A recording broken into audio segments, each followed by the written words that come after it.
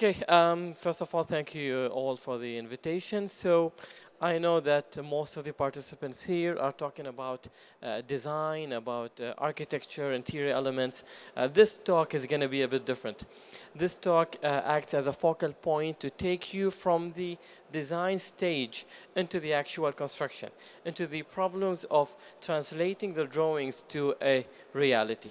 So a quick brief, my name is Hussain Najwani, I'm from Oman, and I've established a project management consultancy in Oman. So we're purely into managing construction projects. So basically the issues of contractors, design issues, conflicts, and so on, this is our core business. So here are our agenda. Let's just go into the introduction. Now, anyone here is involved in daily construction management activities or have been at any point, whether as a client, as a contractor, or as a consultant? Okay, you've been, right? Okay, I think even if you're not a professional in the field, but you've just tested out even one time in one project, you know very well the headache.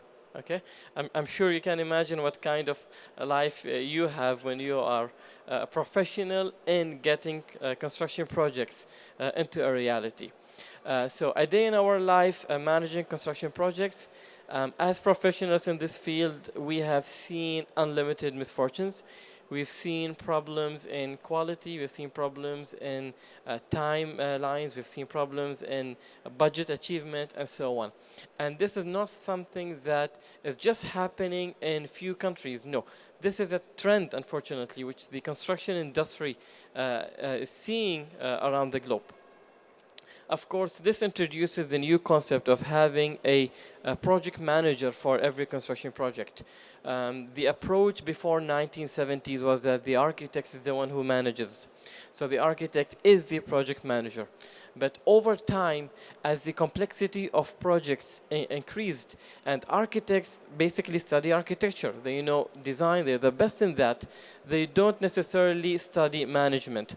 So the approach was that project management has to be a separate discipline. It's a standalone discipline where people need to study project management skills in order to take construction projects to their success.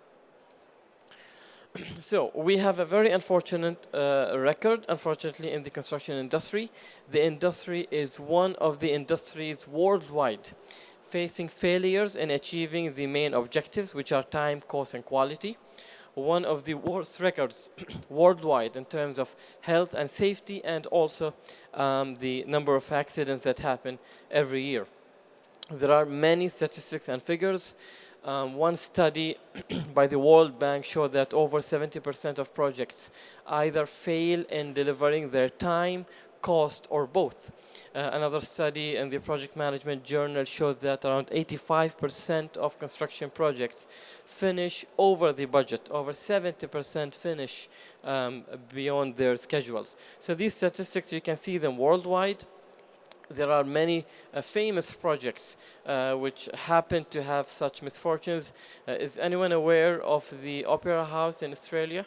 The very famous Sydney Opera House? So, any idea about what happened to that project as a construction project?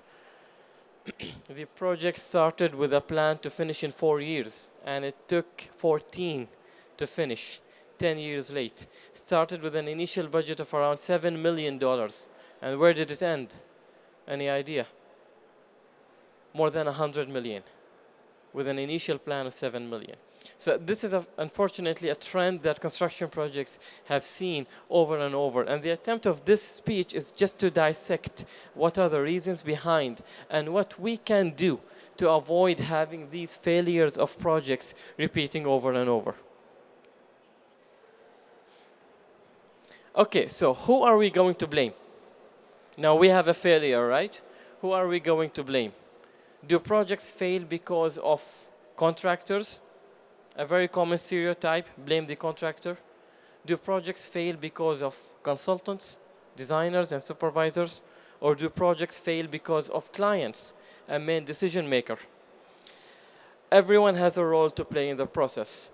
But what I want to introduce today is we should not only blame parties. We should not blame contractor, client, or consultant. We should also think of the system. What do I mean by the system? Just consider this example. Now imagine you are looking for a new car, okay? You want to buy a new car. In a typical scenario, you'll go to one of the showrooms available. You look at the car models with their prices, with their specification, with colors, and you'll choose which car you want to buy. The manufacturing is done already. The prices are set. The options are defined, and you get to choose, buy it or leave it. Now imagine another scenario. Assume that if you want to get a new car, you'll start the process by going to a designer, a mechanical designer, and he's going to draw sketches for you of the car. Once that design is done, you'll go to a contractor who works with metalworks to create the body of the car.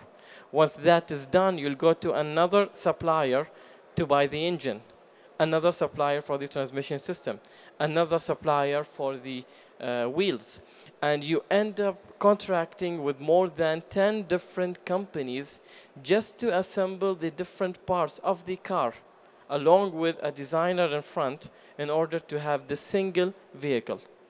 This exact process is what happens with construction projects. The nature of the manufacturing process and the level of customization involved enforces to go through this process. Now, if you go through this process just to get a car, can you imagine the troubles that you'll face? Every supplier or every contractor you go to will have tons of options. A certain engine will not fit with a certain body. A certain transmission system will not fit with a certain engine. You as a client will end up being a specialist in that field. You'll end up looking for the specifications of every item and trying to fitting them all together. And you can already imagine that you're going to have endless problems, right? This exactly is what happens in the construction industry. Every project, it starts with the manufacturing process going the other way around. Another example, which is a very simple example. If you want to buy a smartphone, you go to the showrooms, you look at the Apple or Samsung, the product is done, and you can just choose which model you want with a defined price. Imagine the opposite. Imagine you as a client walking into the manufacturer's factory, and you are the one instructing the manufacturing process. While they build your phone, you tell them, no, I want a different screen. I want a different color. I want a different design. So I believe that a major part of the challenges we face in the construction industry is not to be blamed on a party or the other. It's kind of how the entire system is built. And the way it is built comes to a single word. Every project is a unique project. Do you agree with this? Every project is a unique project. No construction project happens twice. Even if the design is identical, the timeline will be different, the plot will be different, the team will be different. So no project ever happens twice. With other industries, because you have repetition, you manufacture smartphones, you manufacture 10,000 units and they're all the same. Repetition allows you to make the process faster, reduce the errors, make it more efficient. But the moment you bring that element of uniqueness into it, you start getting all the challenges, okay? So what are the solutions? Now, technology is the first solution that pops into the mind of anyone, right? Let's go with AI, let's go with BIM technologies, let's go with modular construction, and so on. Now, these are all solutions, of course. Before going into these software and technologies, now AI and other technologies are definitely useful, given that you know how to use them. They help you represent data, analyze data, but it's you who gives the proper input to the machine in order to give back what you need. So it's all about the mentality a project manager has. Okay, a very general rule which applies to every and any project. All projects start from strategies and end in technicals. Not only construction, any project. Now, By the definition, a project is a set of unique activities that you do in order to achieve a certain goal. Now you're preparing a cup of tea. That's a project. The idea comes in mind that you want to have a cup of tea. This is where it starts as a strategy. And then you go through the process. You'll get hot water, you'll get a cup, you'll get the tea bag, and you'll end up with disposing the tea bag and cleaning the cup. You start in a strategy, the idea of creating something, and you end in technical details of disposing a tea bag and cleaning the cup. In construction projects, you start with an idea that you want to build a residential building, a commercial building, retail, for example, whatever it is. So you have a strategy, you have an idea in mind, and then you go into details until you reach a stage where you select the color of paint in an internal room. Is it white or off-white? So always it goes from strategies to technicals. This is the natural movement of all projects. Now, problems typically, in most cases, problems originate in strategies but are seen and exposed in technicals. Keep this in mind. A problem that arises in a project in a technical phase is most probably because of an issue in strategy. If you have ever been in any construction project, I'm sure you've heard something like that. You have an issue at site. A pipe is installed in a wrong way and it leaks, for example. And you want to trace back why this problem happened in the first place. You'll find that there was no inspection, for example. Why no inspection? Because no proper consultant is on board. Why no proper consultant? Because no hiring. No hiring because of lack of strategy. So problems will always originate in strategies, but are reflected in technicals. I like to follow the 80-20 rule here. Are you familiar with it? 80-20 rule. Now, this rule is applied in many different industries. I believe it applies heavily in construction projects. 80% of any project is knowing what to do, basically scope definition. And 20% is actually getting the work done. So if you know where you are going, you've already completed 80% of your project. And the 20%, the actual execution, is nothing but a translation of a clear strategy that you have in mind. Just to understand this further, I'll go into what I call as the LODs, the levels of details. If you are involved in any kind of project, you need to know this. No project can ever finish unless and until you have all 6 levels of details identified. It's a requirement, a concept, a design, a material, a plan, and execution. Okay? Let's take a very simple example. Let's say you're building a commercial building and you like to have an industrial look. You want to have metallic finish, for example. Okay? Now this is an idea, a requirement that you have in mind. I want to have a commercial building with an industrial finish. The next step will go to a concept. The architect, for example, will tell you, let's go with aluminum panels, ACP. It will give you a modern finish. It will give you the metallic finish you're looking for. That's number 2. Number 3, where is this ACP coming? Where are we going to place the aluminum? This is something that you will see in the design. For example, you have a block of 2 by 2 meters here, another block of 3 by 3 meters. These are the dimensions, these are the details and the placement of it. That's number 3. Number 4, where are we getting this material from? What specs and how are we going to do the procurement? So we go to level 4, we look for suppliers, we get the material, it's on board. Number 5, when are we going to install it? Who is going to install it? And where and how are they going to install it? So this typically goes to the execution level with the contractor. You say, for example, we are waiting for the glass to finish. Once glass works are done, we will then install our aluminum panels, and we're going to get it done by our main contractor, for example, and in a specified timeline. This is your level 5 until you go to level 6 and you get the work actually done. Now, why are these very critical? Because no project will ever finish unless and until all 6 levels of details are identified for every single element. If you are currently involved in any kind of project and you do not have the answer of all these 6 levels for every single element in your project, then you have a problem. Why you have a problem? Because a missing detail today is a problem tomorrow. You'll never finish any project until you define all of these details. This is something that I've seen continuously in almost every single construction project I've been involved with. I've had projects where we had weekly meetings, and every meeting goes like 4 or 5 hours. So like after 3 hours, we're just too tired to continue. So someone raises up a question. We must have aluminum screens, for example. How and from where and at what price are we going to do that? And what's the typical answer? If you are in this field, what's the typical answer? There are 2 answers that we like to hear always. We'll see.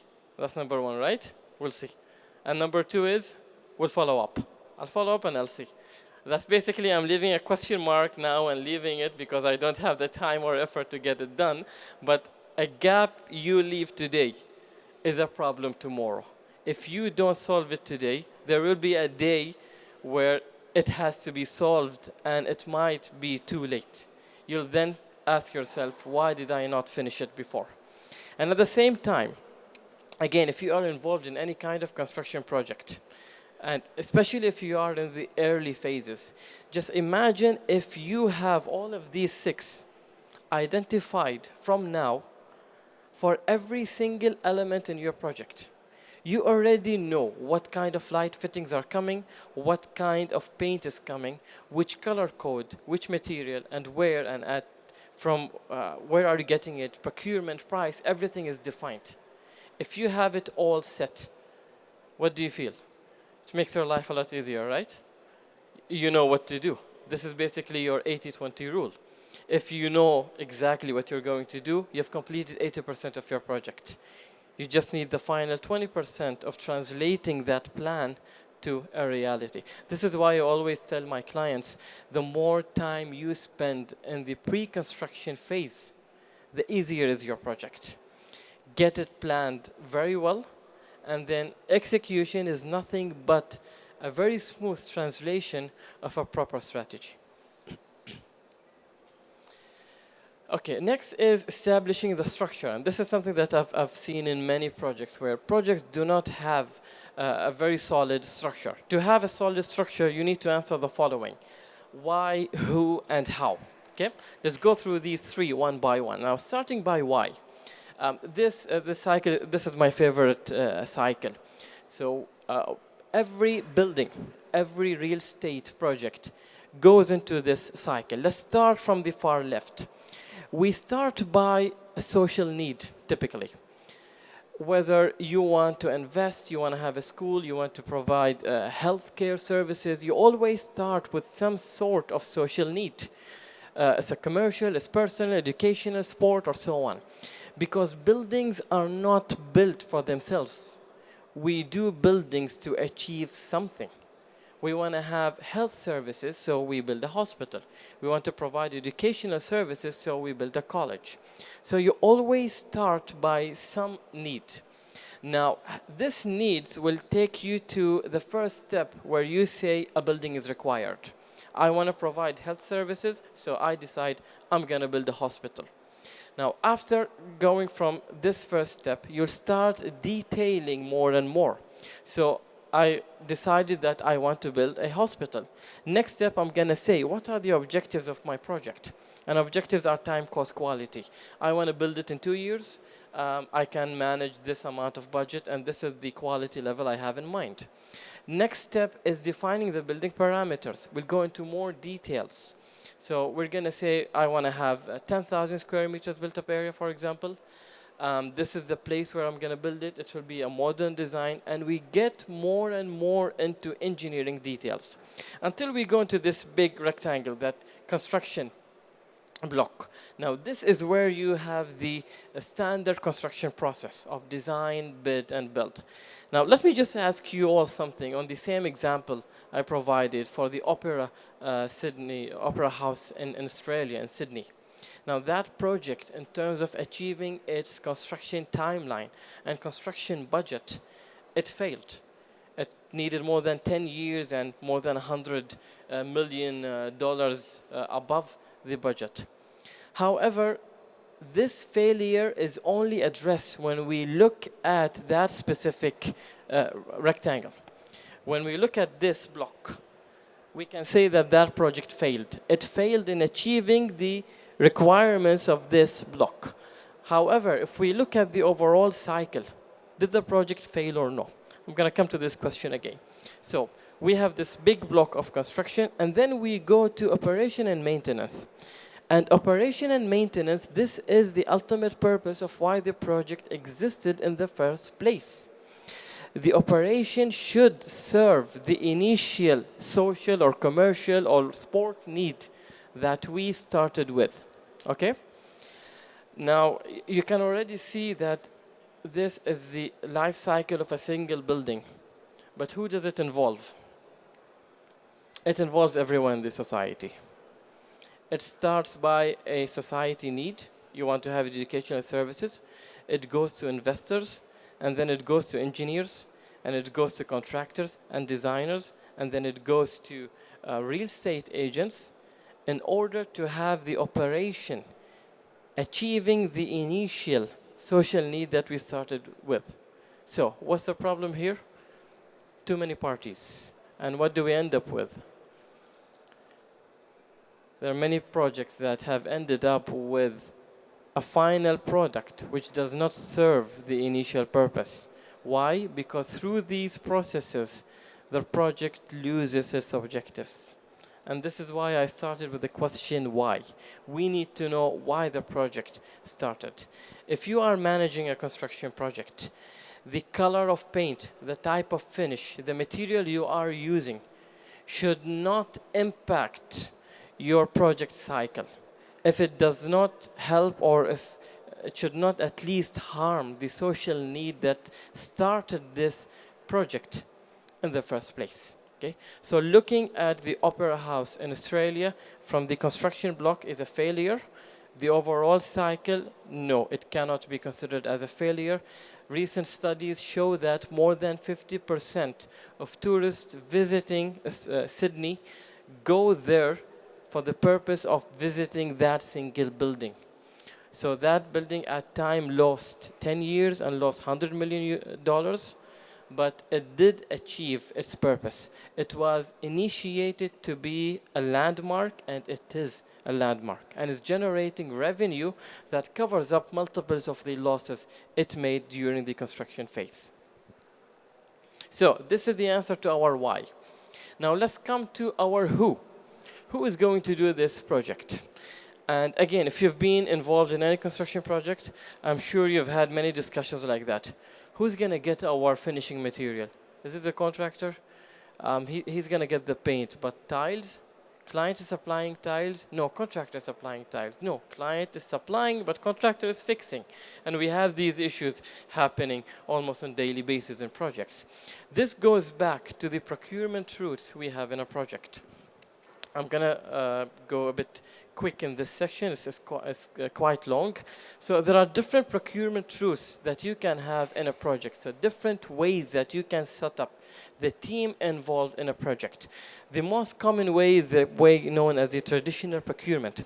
Traditional procurement is where you as a client hire a designer with a direct contract with you, and then you hire a contractor with a direct contract with you, and then those two parties need to work with each other without having a direct contractual link between them. So you as a client are at the center point. You hire a design consultant, you hire other engineers for supervision, and you hire the main contractor. Okay? This is one approach of procuring construction projects. Another approach is what is known as a design and build. In the design and build, you as a client will hire a contractor who's going to take care of both design and construction. Now, why is this very important? It's very important because this defines the roles of the parties involved in your project. Are you following a traditional procurement, a design and build procurement, a construction management procurement, a PPP procurement, or any other solution? So just to take you back to the ideas, we are talking about establishing the structure of a project, and we had 3 questions: why, who, and how. So we've answered the why. This is the answer to who, and we're going to come to how in a moment.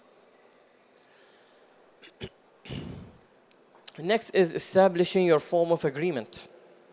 And I've seen how different countries deal with this.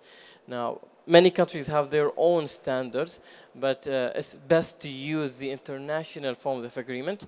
I think in UAE, FIDIC is the most common form used, right? So FIDIC is one form.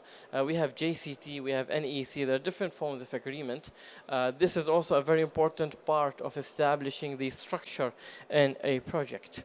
Finally, we'll come to the financial model. You need to build your financial model, whether it's cost-based or price-based, okay? Anyone knows the difference between the two? What's the difference between cost and price? Construction projects are either this or that. Basically, you can link them to each other with a very simple equation where price is equal to cost plus profit. So if you are in agreement with a contractor on cost basis, then the contractor is transferring his cost to you and adding any margin or profit on that.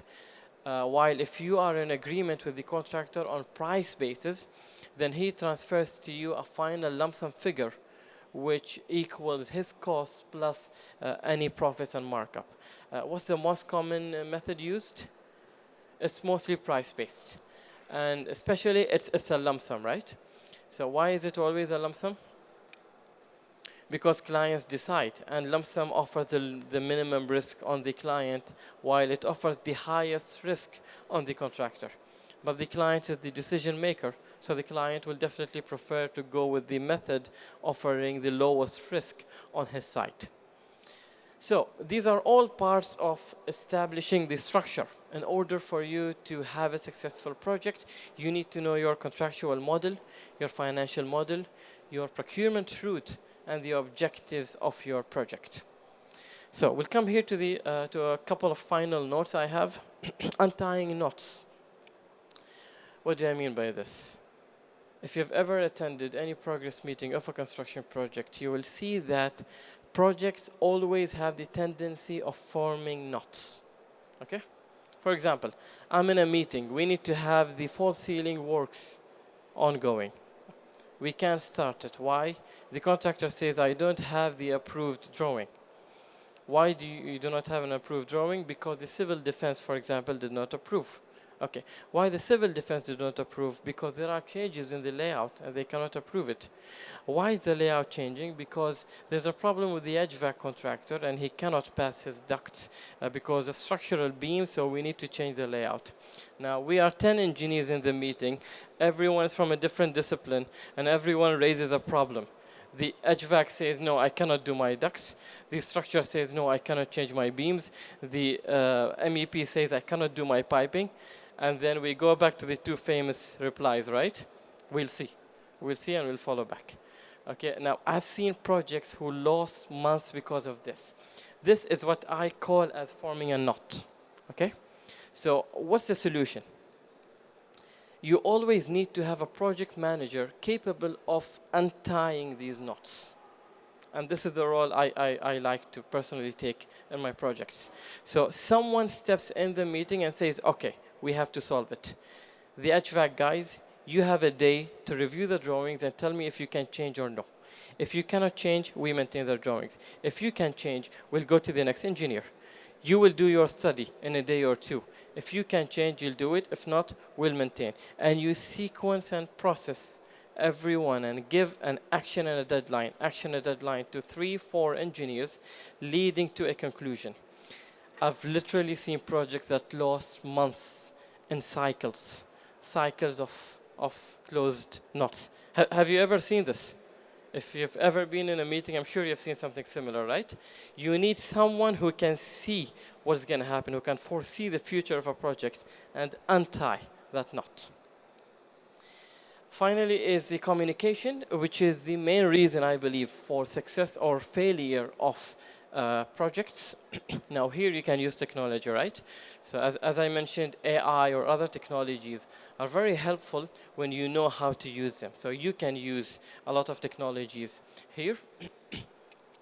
You have to be very smart with the motives behind, and you have to know how to solve these follow-ups. I'll just go back to this chart. Now, when you have so many people involved in a project, now everyone has his own interests, everyone has his own agenda. You start with a social need, but you go to investors, you go to engineers, you go to contractors, you go to suppliers and subcontractors. And for the project to be successful, all of these need to be aligned with the same objective. This is something almost impossible to achieve. So you need to be clear with the motives behind people, and you need to try and align as much as you can in order to have your project ending successfully. And follow-ups, a final note with follow-ups, and we'll see these two very famous phrases, they do not always mean what they look like. Sometimes I will see means I don't understand, or I will see means I don't have a reply, or I will see means I don't know how to solve it. Or sometimes I'll follow up means I'm not interested, or I'll follow up means it's not in my benefit. So it's very important for anyone managing a construction project to have this, can call it emotional intelligence in how to manage people. So the action plan, if you are in any kind of project, what you need to do is first define your structure, define your form of agreement, define your financial model, your objectives, and the procurement route.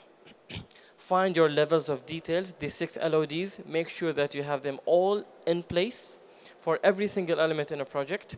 Keep untying knots and properly communicating, and your project will be successfully completed. I may be wrong, but I believe that 99% of projects in construction projects, of problems in construction projects, originate back to one of the very simple points I've mentioned here. I'm going to end this speech with a very famous saying. It's in Arabic, so I provided it both. In Arabic, it says توضيح الواضحات من أشكال المشكلات. In English, it says untangling the obvious is often the most strenuous. What this saying means that sometimes something is very simple and very easy, and being so easy makes it very difficult to explain. If I want to summarize this whole thing, I'm going to say that projects are successful when you know what you're doing. If you know what you are doing, your project is going to be successful. It's very simple. It's very easy, but because it's so easy, it sometimes gets very difficult to understand and explain. So yeah, this is the end of it, and if you have any questions, please feel free.